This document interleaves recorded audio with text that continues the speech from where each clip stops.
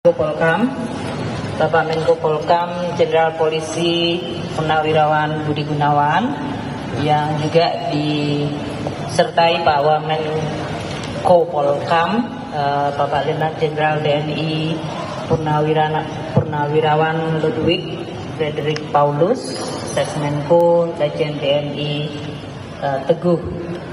Yang juga saya hormati Bapak Menteri Perhubungan yang hadir pada hari ini bersama Wakil Menteri Pak Dudi Purwagandi beserta Wamen, Kepala BNN Pak Martinus Sutong, Kepala PPATK Bapak Ivan Yustiavandana, Kepala Bakamla Laksamana Madya TNI Irfan Syah, beserta Deputi Operasi Laksamana Madya Andi Abdul Aziz. Perwakilan yang hadir di pagi hari ini dari kementerian lembaga yang tadi disampaikan oleh Bapak Menko Polkam dari Kementerian Perindustrian diwakili Irjen, Menteri Perdagangan oleh Dirjen PKTN, Menteri ESDM, Wamen ESDM, Menteri Pertanian Bapak Sudaryono, Wakil Menteri, Menteri KKP oleh Pak Wamen KKP, Menteri Lingkungan Hidup, Dirjen Gakum dari Pak Jaksa Agung diwakili oleh dari Jamintel, Panglima TNI diwakili dan Puspom, Kapolri oleh Bareskrim dan Dirtipi Deksus, Kepala BIN diwakili Direktur Indakop, Kepala Badan POM diwakili Sesama dan Kepala bidang penindakannya, serta PCO Kepala Tenaga Ahli Utama. Bismillahirrahmanirrahim. Assalamualaikum warahmatullahi wabarakatuh. Salam, Om Swastiastu, Namo Buddhaya, Salam Kebajikan. Hari ini alhamdulillah kita bisa berkumpul di Direktorat Jenderal Bea dan Cukai untuk melaksanakan konferensi pers terkait penindakan dan penegakan hukum, terutama di bidang kepabeanan. Kami sampaikan bahwa kami berterima kasih kepada Pak Menko Polkam dan seluruh jajarannya serta seluruh kementerian lembaga yang telah bersama-sama melaksanakan program Astacita Presiden Republik Indonesia dan melaksanakan koordinasi yang sangat baik yang telah diinisiatifi oleh Bapak Menko Polkam dengan pembentukan Des Pencegahan dan Pemberantasan Penyelundupan. Dalam hal ini merupakan suatu upaya koordinatif di bawah kepemimpinan Bapak Menko Polkam dan juga bersama-sama dengan kementerian lembaga terkait, di mana Direktorat Jenderal Bea dan Cukai menjadi bagiannya. Pada pagi hari ini, berdasarkan hasil program sinergi antar seluruh kementerian lembaga, kami akan melaporkan untuk periode tanggal 4 hingga 11 November saja 2024 telah dilakukan 283 kali penindakan penyelundupan. Ini hanya dalam kurun waktu 1 minggu antara tanggal 4 hingga 11 telah dilakukan 283 kali penindakan penyelundupan, terutama dikaitkan dengan komoditas garmen, tekstil, mesin elektronik, rokok, miras, dan narkotika dengan perkiraan nilai mencapai 49 miliar dalam 1 minggu dan potensi kerugian negara 10,3 miliar yang masih di dalam proses penyelidikan.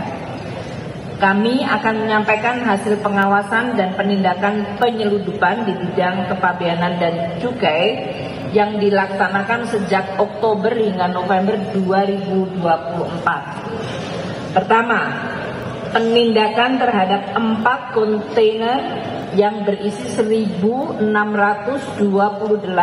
koli pakaian jadi, barang elektronik dan kosmetik serta barang lainnya.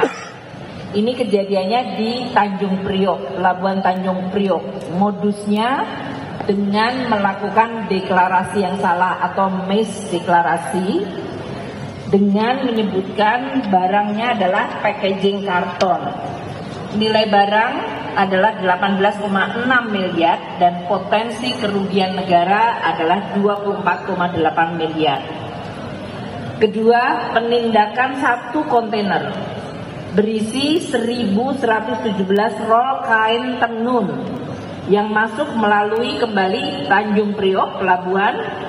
Modusnya diberitahukan secara tidak benar, jadi misdeklarasi, sebagai aksesori pakaian jadi. Total nilainya 9,8 miliar rupiah, potensi kerugian negara 13,3 miliar rupiah. Nah, sedang dalam proses penelitian. Ketiga, Bea dan Cukai melakukan penindakan 10.498 pieces produk besi baja dan 1.700 pieces pakaian, 1.664 laptop, aksesoris dan kondisi tidak baru, artinya barang bekas, 136 set laptop, 2 NIU motor dalam keadaan terurai, 27 set sepeda, 36 unit tangki mesin dan kelengkapan kendaraan bermotor lainnya, serta 18 unit alat pemindai dokumen atau fotokopi.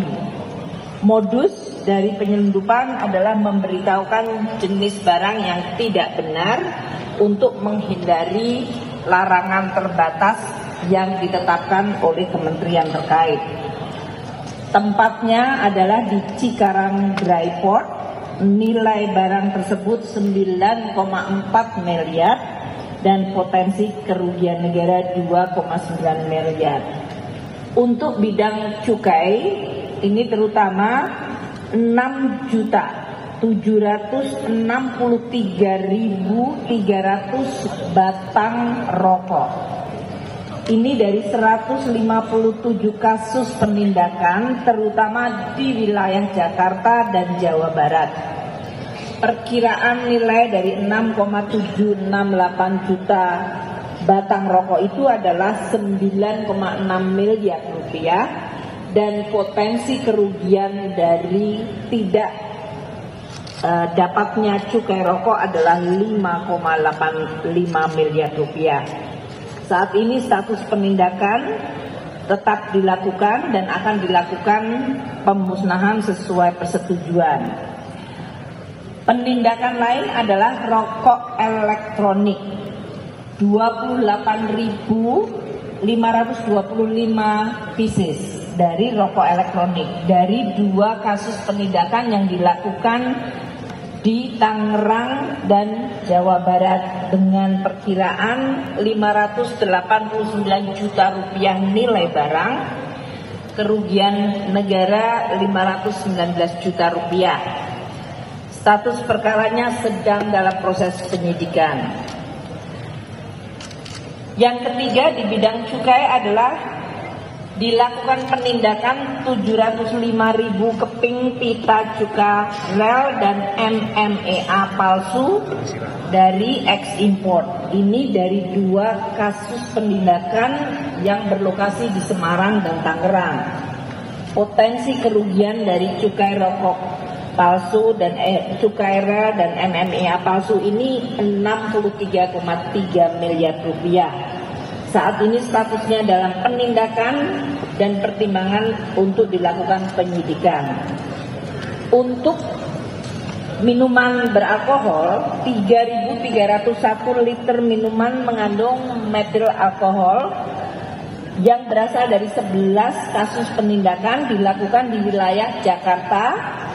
Modus dari operasinya adalah melikatkan itu pita cukainya adalah pita cukai palsu. Kemungkinan kerugian negara adalah 3,7 miliar. Di bidang narkoba atau narkotika, ini adalah hasil bersama dengan Polri dan BNN. Jadi tidak hanya Bea Cukai sendiri, telah dilakukan penindakan 67 kg narkotika jenis sabu dari 5 kasus di wilayah Aceh, Dumai, Bogor, Lampung, dan Jakarta, serta Banten. Modus penyelundupan narkotika adalah melalui jalur laut dan ekspedisi. Kemudian kerjasama Polri, BNN dengan Bea Cukai terdapat penindakan 48.000 butir jenis MDMA dan 7,6 kg narkotika yang berasal dari 4 kasus di wilayah Jakarta dan Banten. Ini modusnya melalui barang penumpang atau dikirim melalui ekspedisi. Penindakan ketiga di bidang narkoba adalah 23 kilo narkotika jenis ganja. Ini 2 kasus yang diungkap adalah di Jawa Barat dengan modus pengiriman melalui ekspedisi. Yang keempat, 3.000 butir psikotropika jenis Happy Five. Ini berasal dari 1 kasus di wilayah Jakarta, modusnya melalui pengiriman ekspedisi. Yang kelima, 2,28 kilo psikotropika jenis Happy Water. Berasal dari 1 kasus di wilayah Jakarta dengan pengiriman melalui ekspedisi. Jadi ini banyak sekali ekspedisi yang memang kemudian menjadi modus untuk pengiriman barang-barang narkotika atau psikotropika. Sejak awal tahun 2024 ini telah dilakukan penindakan penyelundupan